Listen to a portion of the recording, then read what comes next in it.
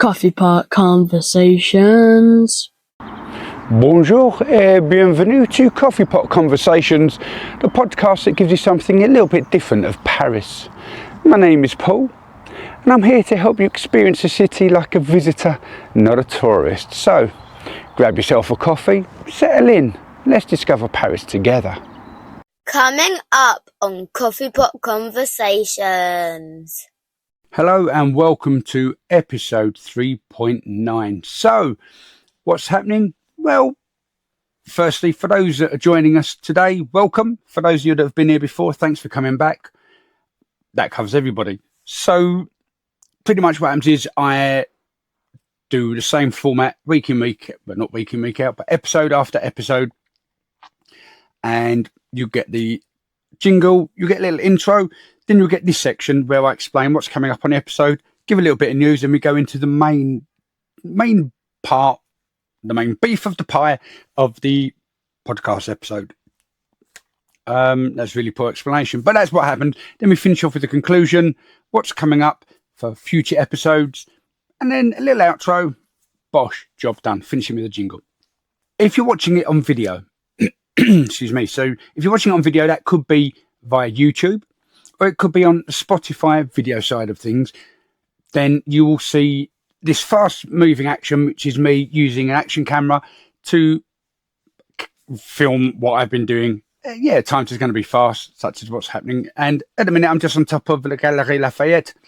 I haven't covered this part yet, so this will be coming up at a later episode.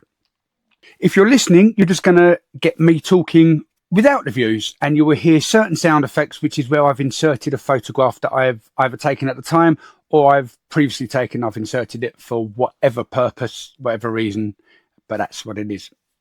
But anyway, so that's enough. Let's talk about the news. What has been happening in Paris and its surrounds since the last episode, but more specifically nearer this time of the episode release, which is the 13th of May. Well, I'll tell you. Back in 1955 in Chicago, in America, Robert Francis Prevost was born. He became a priest in 1982, continued his studies in Rome, and he obtained a doctorate in canon law. Fast forward quite a number of years, and I really should be able to work that out. It's 1955 to 2025. Anyway, leave a comment. Tell me how many years that is. He then becomes, on May the 8th, 2025, Robert Francis Prevost, aged 69, so I'd say 70 years, he becomes elected as Pope under the name Leo XIV. It's the first Pope from the United States in the history of the Catholic Church. And that's because, unfortunately, the previous Pope died on Easter Monday, which is a shame. But like Queen Elizabeth II, it's still an institution. I'm not a monarchist, political or religious podcast at all. I just give my own opinions. And like the Queen of England, the Pope, it's a continual piece of history. It's something that we all sort of, in one way or another, I guess, show a form of respect to. Yeah, the Pope's always been around. It's been a different Pope. I remember John Paul II. That was the Pope that I grew up with. Much the same way as I grew up with Queen Elizabeth II, people are going to be growing up with King Charles, the whatever number he is. Is he the third or the fourth? That's really bad, isn't it? That's not treason. I just forgot what number he is. Same as when William becomes king, he'll be King William the something. And history is not really my strong point around monarchy or much else, really. I covered that when I did one of my first few episodes about Casablanca. There we go. That was season 1. I can't tell you the number off the top of my head, but you search through it and you'll find it. It's on YouTube, Apple Podcasts, Spotify, other little places that it pops up. So moving on away from the passing of Pope Francis and the election of Pope Leo XIV, we have on the 8th of May, Zouhair Beadi of Boulangerie Patisserie Ferry, located in Moulins en Velin, took first place for the best traditional French baguette. Yep. May the 1st, so the beginning of the Fête du Pain. And that was at the forecourt of Notre Dame de Paris. So if you were out and about, you would have seen a load of bread. So Zouhair Biadi, one of the 9,041 inhabitants of Moulin-en-Yvelines, in the northwestern district of Paris, but Greater Paris, so it's well out. Still on the River Seine, which is quite nice, but it is well out. I honestly wouldn't want to walk there. He did win. He actually won twice, which is pretty cool for him. He won the national competition for the best traditional French baguette, as well as, back on the 3rd of May, the best traditional French baguette in Ile-de-France, Roncourt. So he won his little region and he won overall, which that's quite an achievement. So well done to you, Zouhair Biadi. Second was Basile Formand of Boulangerie des Racines et du Pain in Clamart, but I don't know where that is. But that's also in Ile-de-France. And third, just to let you know, was Benjamin Dury, Ben et Etron, Le Papa Gâteau, and that's in Etre, which I've probably really badly pronounced, but that's in the Nouvelle-Aquitaine region. So congratulations to the winner and the runners-up of the national competition for the best traditional French baguette. But what's a traditional French baguette? Well, it is different to wherever you go. Well, the baguettes are different. You have the traditionals and then you have all the other baguettes, the artisanal ones and just whatever you want. And then you can even get them cooked differently. But a traditional baguette, legally defined in France, is made with just 4 ingredients, which is wheat flour, water, salt and yeast. And it must be baked on site where it's sold. Also, it can't contain additives or preservatives. So that's quite exciting. So you can order one of those, and I think they have to be a certain price that's set as well. And a baguette has to have a diameter of about 5 to 6 centimeters, just to let you know, and the usual length of around 65 centimeters, but it can be up to 1 meter in length. Woo! So what else do we have? Well, something that I have missed out on, and I apologize for not mentioning it sooner. For those of you in Paris, you will be well aware of it. For those of you outside of Paris, it's an annual tradition now from the onset of COVID. So from April the 1st until October the 31st, we have Les Éphémères Terrasses, which is the ephemeral terraces. And what this is, it's temporary terraces, if you like, set outside on the street. Sometimes it's in parking sections of the road. Other times it's just outside. But it's, it's just additional space for people to go and sit, not inside the restaurant and not just on their regular terraces. So just a little bit further afield, slightly larger, longer, however you wish to have it displayed, once you've applied for permission. So sitting outside cafes, bars and restaurants has to be all wrapped away by 10 p.m. But there's a little bit of a difference now. Just a little bit of a difference. Yes, it's still 10 p.m. But not only bars and restaurants and cafes, but also bookshops, record shops, florists and hotels can also apply. But you do need to have it authorised each year. So, yep, that's it. The ephemeral terraces are out in Paris. Enjoy the weather. I do remember seeing them when I went back in 2020 and thought, what a good idea, because obviously the restaurants were shut, you weren't allowed to go in because of lockdowns. And when I came back after that trip, I did see a few of them around my part of East London doing the same sort of thing. And it's honestly, it's totally different when you're walking down a back street of Paris, say in the 10th arrondissement, and you just see a corner cafe with, you know, these ephemeral terrasses, and it's open and everyone's having a laugh and a joke, a coffee or glass of wine. And then you walk down a main road in East London, polluted and dirty and filthy, and you've got a couple of people having a pot of tea and a slice of toast or whatever it is. It's not the same. You can't beat Paris for sitting out on the terraces, whether they are on terrace part of the regular or part of the ephemeral terrace. You're outside. I don't often eat outside, and never will tell you this. Although we did eat outside, we went to the Isle of Wight for Jasper's rugby tour. That was a pub garden, so it wasn't the same. We were off away from the main road, and that was actually, I had, I don't remember what I had, but it was really nice. I had bangers and mash. How could I not remember that? Bangers and mash. Oh, exquisite. The boys and Nev all had a steak of different styles because the boys love steak, and I guess Nev wanted some red meat. I don't know why she had steak. I think it came with prawns. That was it. It was the prawns that was the kicker. Anyway, so moving on from all of those bits of news, just a little bit of a spoiler alert. So get ready to skip 30 seconds forward. If you don't want to hear about Emily in Paris, skip now. I'll try and bring you back in 30 seconds, which you won't hear because you should have already skipped. All that's going to happen for season 5, still based in Rome. For part of it, she's moving back to Paris, but she's got a new haircut. I don't want to tell you it's a bob because I don't want to spoil it, but then I would have mentioned spoiler alert. So yeah, Emily in Paris has a bobbed haircut because the actress got a haircut. That's it. They just wrote it into the story. She's had a haircut. Nothing major. So now those that have skipped should be coming back to us roughly round about now. So sort of welcome back. That was 30 seconds. I know I sound like I'm rushing again. I am, because this is probably about the 18th time that I've recorded this intro section. It's not scripted. I have what I want to say about the news and I just carry on rambling.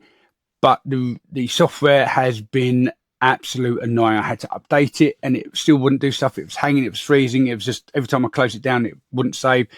Huge frustrations, especially as I'm meant to be leaving to go around to Nev's in about an hour and a half or so. We're going to go dancing. Haven't been for a little while, and there's a new club that's opened up. It's their second week down in Southgate, if anyone's around. Why would you be around? You're listening to a podcast about Paris. But yeah, a little bit of salsa dancing, just because I say we've not been for a while. We were meant to go Wednesday, but she wasn't well, and I'd been dentist, so I wasn't in the best place either because I couldn't talk too well. Plus a little bit of a neck injury. I will be back after our main conversation, which will see me walking around Paris doing, I don't know what, but you will see us walking around and talking and doing bits. So for now, let me hand you over to Rory. Coffee Pot Conversations. And now back on our way. It's going to be exciting to see what that looks like as I cut through.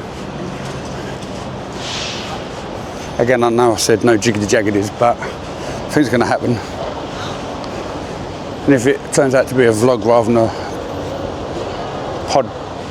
video podcast, I don't know, whatever it is, that's a wow. Then so be it. Alright, I'll just show what I mean by a wow. It's just like an inflatable thing, it's a protest. They're trying to free some chap from somewhere. Not really sure who or where. I don't know if it's global or just French. Whee. So just going to wait here. How much the traffic go by? Go. Bicyclette.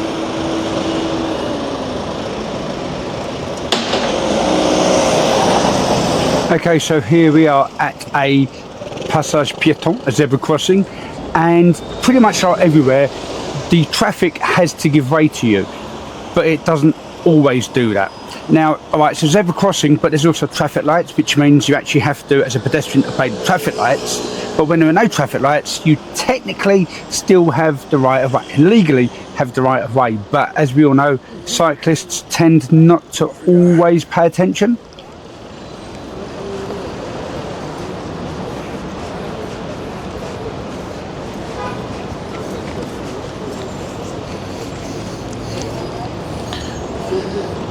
I thought I'd seen this shop before. It was just its doppelganger. Yeah, the shop's called Doppelganger.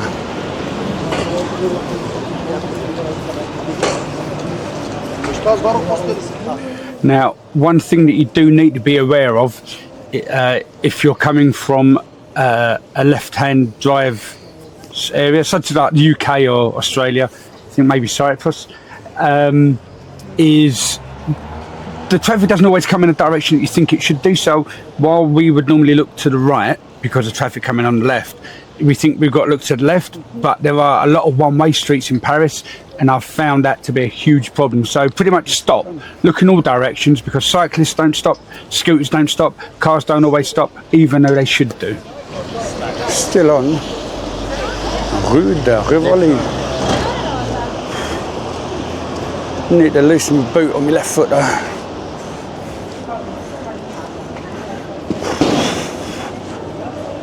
Now from memory we're coming up to an art house. Best way I can describe it.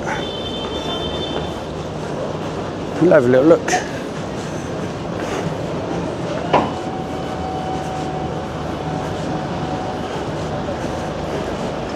Not sure how the door numbers work along this road. So in general, door numbers in Paris follow a consistent system. Odd numbers on the left, even on the right. That's as you stand at the beginning of the street looking along the road. But where is the beginning of the street? Well, it doesn't matter about compass direction. It's the anchoring principle. So it's the part that is closest to the river Seine. If you are on a perpendicular street, so at right angles, it's the one closest to the river. So going up on the right bank and down on the left bank kind of thing. And if it's a parallel street, then it's closer to the source, which is deemed at the southeast corner, and it goes up towards the northwest. So here it is. Number 59. Okay, so 30 seconds to tell you about 59 Rivoli, which is an art gallery. It used to be a squat that started back in 1999 by 3 artists calling themselves KGB. They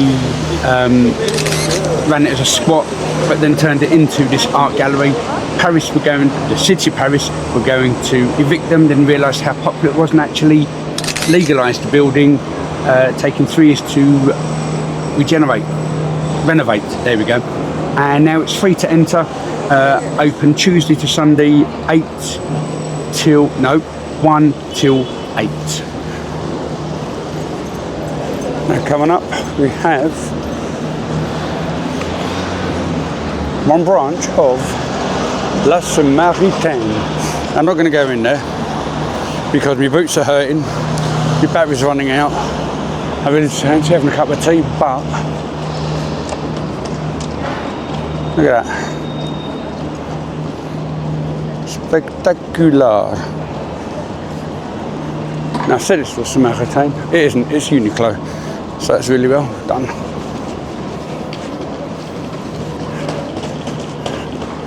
Looks like it should have been Samaritaine because of the Art Deco 1920s feel.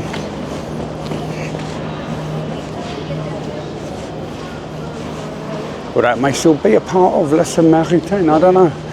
Because we're coming up to another part. And here it says Zara, but we know it's not Zara because above the door it says Samaritaine. So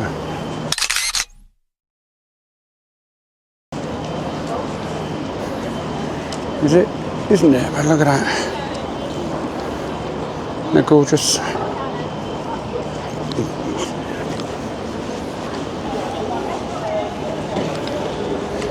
Now years ago they were doing it up, and eventually it reopened. I got in to see it.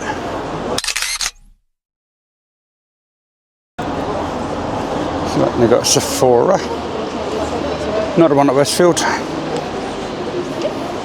but Biddy Nev, as well as the one along the Champs-Elysees, which I suspect we'll see shortly. Now, at one point, there were actually 4 Samaritaine shops in Paris, as well as one outside in La Défense. Now, this Samaritaine I have a photo of.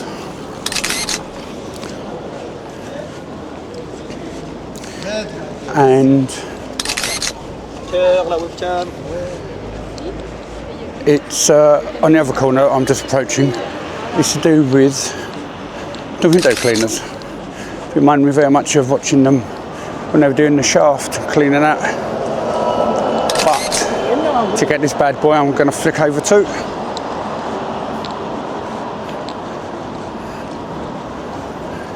Yep, IKEA. But still we have Samaritain.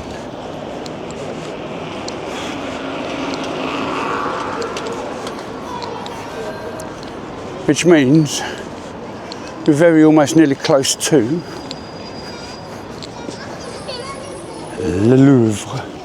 So yeah, we're still on the Rue de Rivoli, and the street was initially opened under Napoleon Bonaparte in 1802 and 1804, and it was then extended by Baron Haussmann between 1852 and 1860.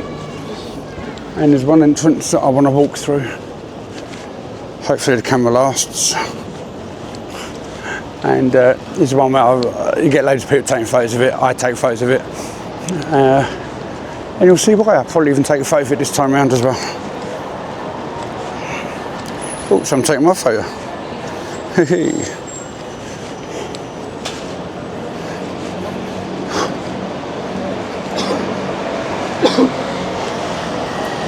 Now, Rue de Rivoli takes its name from the Napoleonic victory in Austria on January the 14th, 1797 at the Battle of Rivoli, which is in northern Italy near Lake Garda. I did a little bit of digging around about that battle, and it was quite a military campaign, I can assure you of that. The street stretches 3 kilometres long now, which is about 1.8 miles. It's here.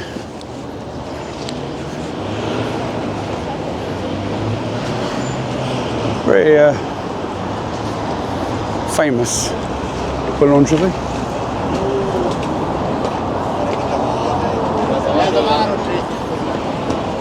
Anyway, over there.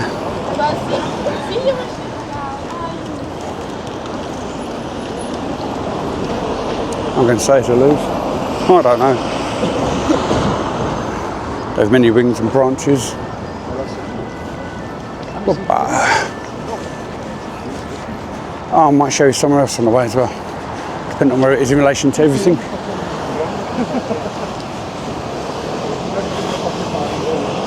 Whew. So you can see what Mayor Anne Hidalgo is doing with all these cycle lanes and stuff. It's nice, it's great, and we are in the zona traffic limité. So unless you're specifically going somewhere, you've no reason to be travelling through here.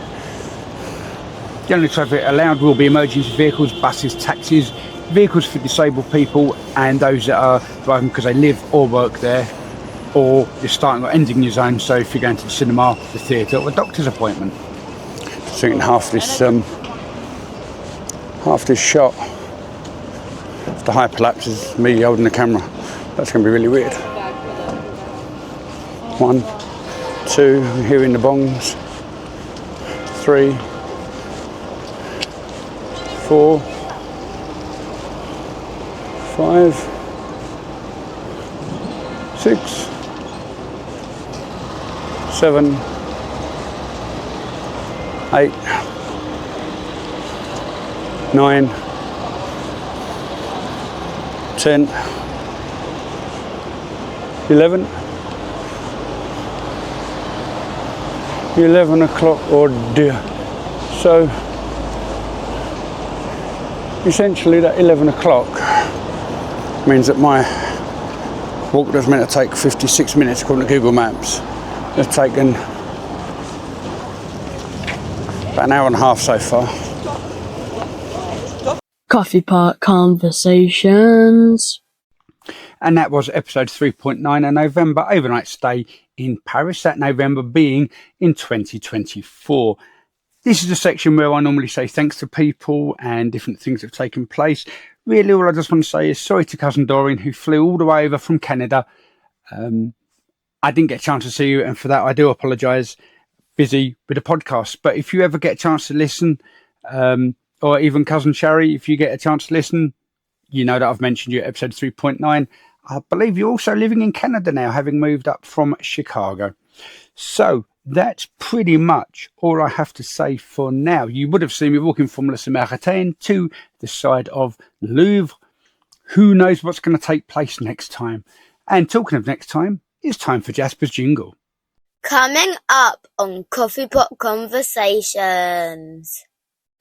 We have coming up season 4, but before that we've got episode 3.10, the best bits, which will be done possibly very much differently to how I've done things in the past. We will wait and see. Season 4, because this episode was cut short a little bit, I'm going to do something a little bit different also for episode 4.1, if I remember. The episodes might well be short episodes all season because I couldn't quite work out my timings, as I probably mentioned on previous episodes for season 3. So season 3 and season 4 will cover the entire November overnight stay in Paris. Possibly seasons 5 and 6, maybe 7 and 8 will be more of the same, but of a February 2025 visit. That was 2 nights and 3 days, or 2.5 days because I went out in the afternoon. We shall see. We'll also see if I need to use new video editing software, because this one's playing up quite a bit lately and I don't know, I'm not too happy with it, but not to worry. That's for me to stress over, amongst other things that are taking place in the world and my life. So until then, if you want to just put a shout out at anenglishmaninparis.blog, or if it's someone's birthday at anenglishmaninparis.blog. I'll try and fit it in before or after the episode nearest the birthday. Let me know which one you prefer. All done. Yeah, I mentioned earlier, I think I may not have done, but I do have a Patreon website, patreon.com/coffeepot conversations, and everything's on there. The blog, the podcast, the blogcast. That's it. Instagram is on Instagram, which is at An Englishman in Paris blog. With Patreon, it's all free, but if you want to show a little bit of support, to be honest, wait till about 26, 27, and then you can, start giving me £3 a month, whatever it is, just to go, yeah, we like what you've done. The fact you've survived this long, huzzah, here's a couple of quid a month. You get no specials. I will mention your name because I'm like that. That's if you want to have your name mentioned. There's also different tiers in there, and we can start chats and all the rest of the big community stuff. But this is what I want to build upon. I understand I'm still new. I understand I'm not very good, and I understand there's a lot of room for improvement. And this is why I want you guys who are listening to help shape me and the podcast, because I'm open to all that sort of stuff. I want that community. I want that engagement, but I'll probably talk more about that in next episode 3.10, the best bits. So until then, thank you very much for listening / watching on YouTube or Spotify podcast video section. That's it. I'm going to go and have a shower because I'm off for a dance. A bientôt. Thanks for tuning into Coffee Pot Conversations today. I'd love to hear your thoughts on the episode. Also, if you have a story from a past trip, a question about your next one, or something you'd just love to share, send an email to podcast@anenglishmaninparis.blog, or message me on Instagram @anenglishmaninparisblog, where you can follow me. Until next time, keep the coffee hot, the pot warm, and the conversation cool.